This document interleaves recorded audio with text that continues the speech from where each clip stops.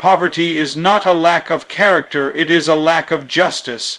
Too often in our society, we look upon those struggling to survive not with compassion, but with judgment. We say, if only they worked harder, or they made poor choices, as if hardship were always the consequence of moral failure rather than systemic injustice. But I say to you today, poverty is not the result of personal weakness. It is the result of societal neglect. It is not the failure of the individual, it is the failure of a system that prioritizes profit over people, comfort over compassion, and accumulation over equity. The man who wakes up at dawn and works 3 jobs to keep his family fed is not poor in character. The mother who skips meals so her children can eat is not lacking in effort. The student who studies by candlelight because the power's been cut off is not irresponsible. These are not stories of laziness or apathy. These are stories of resilience in the face of a system that has turned a blind eye to their suffering. The character of the poor is not in question. It is the conscience of society that stands accused. You see, poverty is not an unfortunate accident. It is a design. It is embedded in policies that allow wages to stagnate while the cost of living rises. It is woven into education systems that underfund schools in poor neighborhoods. It lives in the housing crisis that forces families into shelters or onto the streets while buildings sit vacant for profit. Poverty is not random. It is organized. It is a structure held together by indifference, inequality, and silence. And so, we must ask, who benefits when we believe the poor are to blame for their poverty? Who gains when the working poor are painted as lazy or undeserving?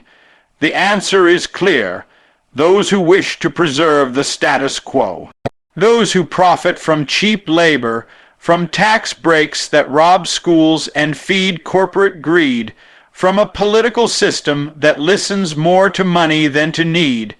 When we blame the poor, we absolve the powerful. But justice demands that we shift our gaze. Justice demands that we look beyond the stereotype and into the story. Justice sees the factory worker laid off after years of loyalty.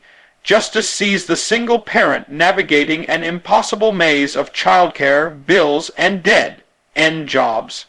Justice sees the rural family with no hospital nearby, the urban youth offered more prisons than pathways.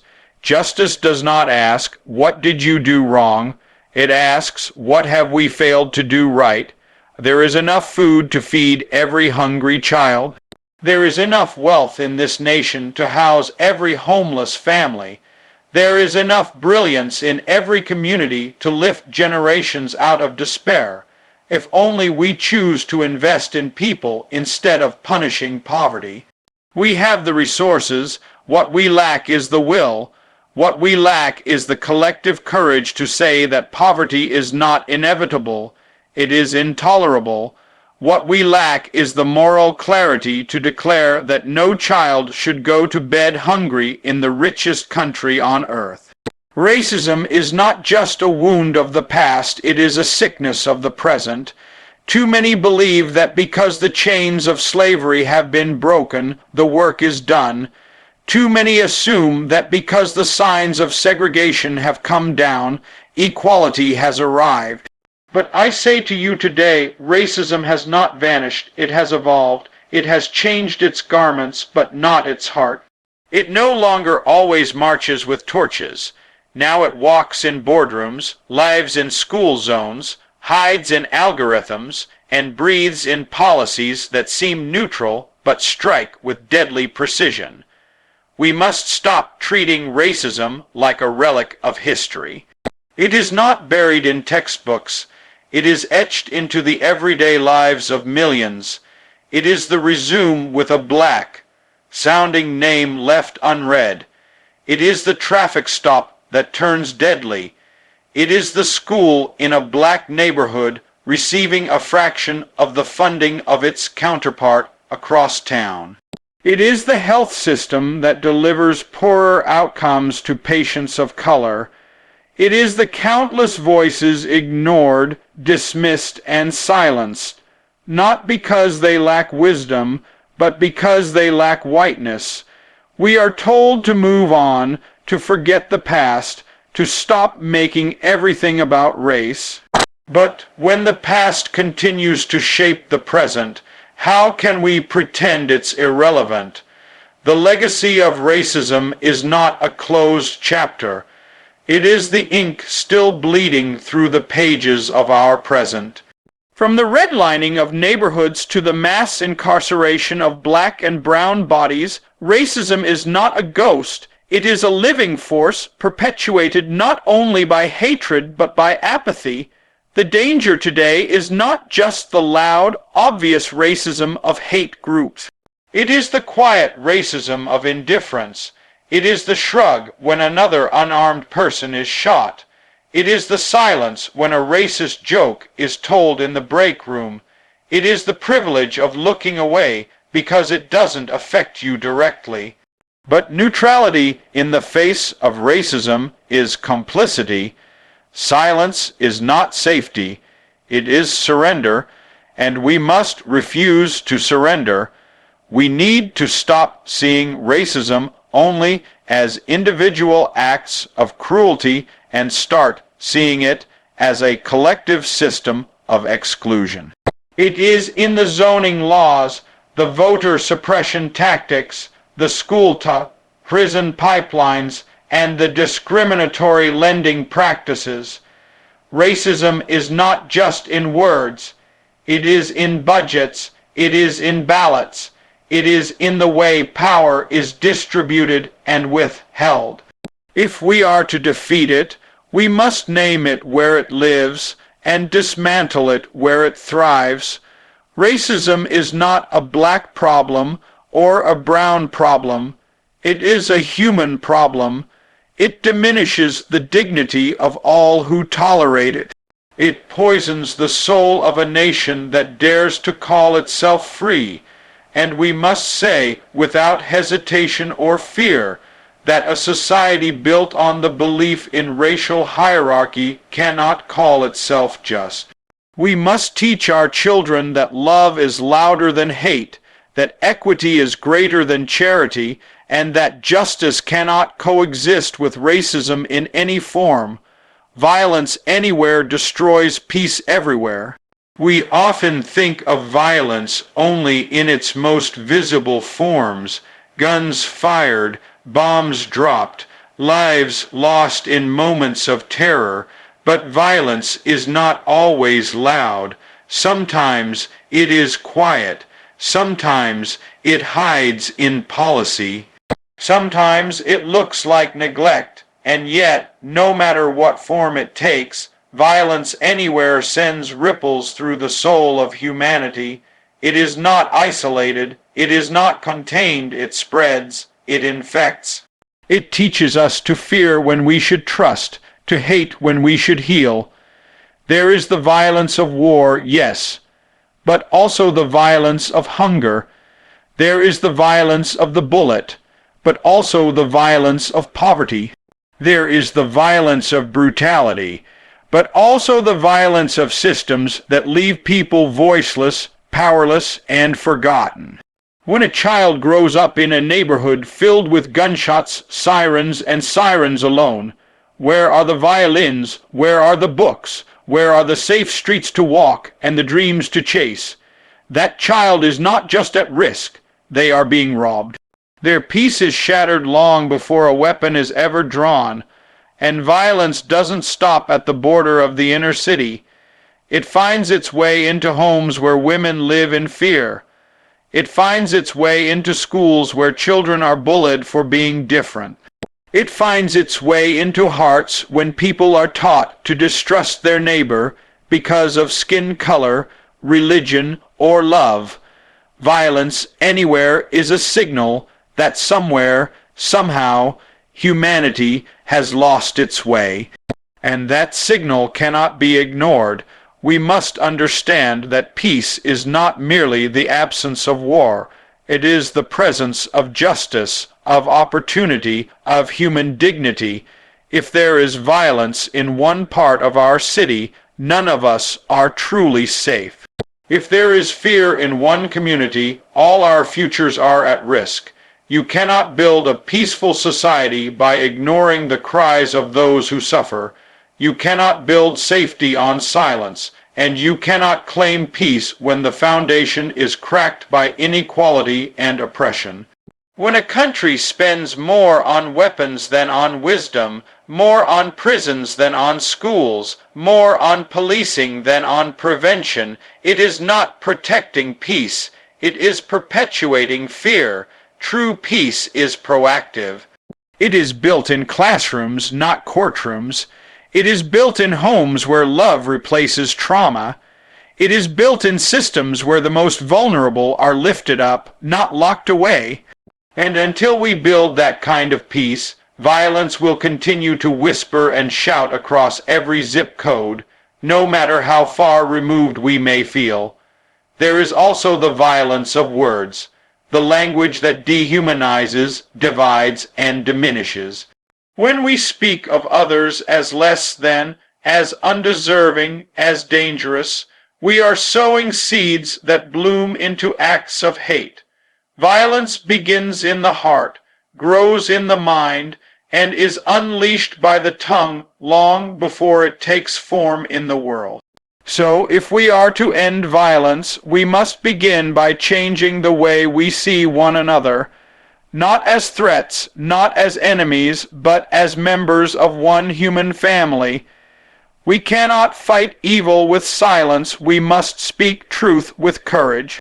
Silence in the face of injustice is not neutrality, it is agreement, it is permission. It is the quiet nod that allows oppression to breathe, grow, and take root. Evil thrives not only when good people do bad things, but when good people say nothing at all. When the voices of justice are drowned out by comfort, fear, or convenience, the forces of injustice grow louder, bolder, and more dangerous. History does not remember the silent. It remembers the bold. It remembers those who, against all odds, stood up when it was easier to sit down, who spoke out when it was safer to remain quiet. We must not underestimate the power of a voice raised in truth. A whisper of conscience can become a thunder of change when it is joined by the chorus of the committed. And yet, too many remain silent, not because they do not care, but because they are afraid, afraid to offend, afraid to lose status, afraid to step outside the comfort of conformity. But the truth is this: if your voice shakes, let it shake. If your heart pounds, let it pound. Courage is not the absence of fear. It is the decision that something else matters more. There are those who will say, let things be, don't stir the pot, don't cause division. But injustice is already division, inequality is already a wound. To speak truth is not to divide, it is to expose what has already been broken. Healing does not begin with silence. Healing begins with honesty, with naming the pain, with acknowledging the wrong, with declaring, even when it's uncomfortable, that wrong is wrong and right is right, no matter who benefits or who is inconvenienced. We must be willing to speak truth in our homes, in our schools, in our workplaces, in our places of worship, not with arrogance, but with clarity, not with hate, but with love that refuses to lie. Because the longer we remain silent, the more we become complicit in systems that harm the very people we claim to care about. Speaking truth is not about guilt. It is about responsibility. It is about understanding that privilege, when left unchecked, becomes a weapon. That silence, when chosen over justice, becomes an accomplice. The truth may not always be welcomed. It may be resisted. It may be ridiculed. It may even be punished. but it must still be spoken. Because there is no progress without truth, no reconciliation without recognition, no transformation without confrontation. Change begins not in legislation, but in the courage of the people to speak truth to power, to call out the comfortable lies, and to replace them with honest, healing words. The world does not need more polite silence. It needs fierce compassion. It needs radical honesty. It needs voices willing to tremble, willing to risk, willing to rise. When we speak truth with courage, we break cycles. We lift burdens, we light paths, and in that light, others find their own voice, their own strength, their own call to action. The enemy is not difference, but division. Too often, we have been taught to fear what we do not understand. We have been conditioned to draw lines, lines of race, religion, class, gender, nationality, and then told to stay behind them. We are taught that they are not like us, that someone else's gain must mean our loss, that difference is dangerous. But difference is not our downfall. It is our strength. It is the colors in the mosaic, the notes in the chord, the threads in the tapestry of humanity. The problem is not that we are different. The problem is that we allow fear to weaponize those differences. We allow media, politics, and prejudice to turn neighbors into strangers and strangers into enemies. We build walls, some physical, many emotional, between people who could be allies, friends, family. And while we argue over what divides us, injustice marches on. While we focus on the surface, the system beneath goes unchallenged. That is the real danger, not our differences, but our disconnection. Division is not a natural state. It is manufactured. It is sold to us daily through headlines that pit one group against another, through stereotypes that reduce people to caricatures, through narratives that tell us who belongs and who does not. And the more we believe those lies, the more power we give to those who benefit from a fractured society, because a divided people are easier to control, they're easier to distract. They're easier to turn away from the real issues, the poverty, the corruption, the greed, by keeping them focused on each other instead. But we were not created to live in isolation. We are wired for connection. We are built for empathy, for collaboration, for community. And the moment we begin to see ourselves in the faces of those we once feared, we begin to heal. The moment we look at someone across the aisle, across the border, across the divide, and say, "Your pain matters to me," we begin to reclaim the humanity that division tried to steal. Let us not be fooled into believing that sameness is a requirement for unity. True unity is not found in uniformity. It is found in mutual respect, in shared purpose, in a commitment to something greater than ourselves. We do not need to erase difference. We need to embrace it. We do not need to agree on everything to stand together for what is right. We need only recognize that the dream of justice, dignity, and peace is not a zero-sum game. When one of us rises, we all rise. If we are ever to move forward, we must stop asking, "How are you different from me?" and start asking, "What do we need to fix together?" Because the true enemy is not the person who worships differently, speaks a different language, or looks unlike us. The true enemy is the fear that tells us we cannot work together, the hate that convinces us we must be divided, the ignorance that blinds us to our common humanity. Our strength lies in our ability to cross the lines, to reach across the gap, to build bridges where others have built barriers. Justice delayed for one is freedom denied for all. There is a dangerous myth in our society that justice can wait, that some people must simply be patient, that progress takes time, that change is slow by nature. But when you are the one suffering, waiting is not patience, it is pain.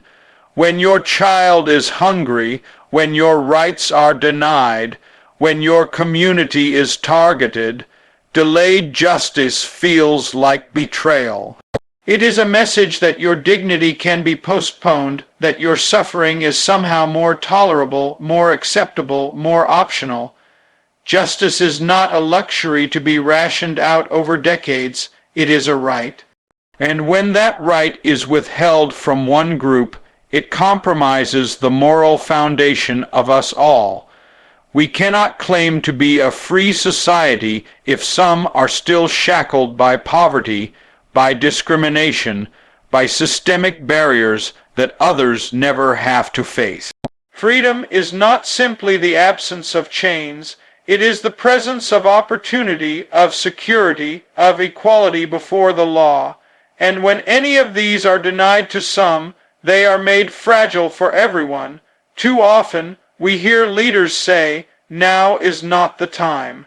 They ask for calm instead of accountability, for quiet instead of truth, but the time is always now for justice. Justice is not a political calculation. It is a moral imperative. It does not operate on someone else's timeline. It cannot wait for convenience, for comfort, or for consensus, because every day that justice is delayed is another day someone suffers, another day someone's rights are trampled, another day the promise of equality is broken. We must stop seeing injustice as isolated incidents and start seeing it as a systemic reality that demands systemic change. When a student of color is unfairly disciplined in school, that is not just their problem. It is a warning that our educational system is unjust. When a working mother is denied fair wages, that is not just her burden. It is a sign that our economy is unjust. When a protest is met with violence while a call for help is met with silence, that is not just a local issue. It is a national failure. And let us be clear, justice is not measured by how the privileged are treated, but by how the most vulnerable are protected. A society should be judged not by its wealth or power, but by how quickly it moves to correct a wrong, how fiercely it defends the dignity of all its people, how deeply it believes that no life is expendable and no voice should go unheard. We cannot stand by and congratulate ourselves on progress while injustice festers in the shadows. We cannot celebrate freedom if that freedom is only real for the few. Justice cannot trickle down. It must rise up from the grassroots, from the margins, from the voices that have been silenced too long. Every delay is a choice. Every postponement is a message. And the message we must reject with all our strength is that some people can wait for what others are handed at birth.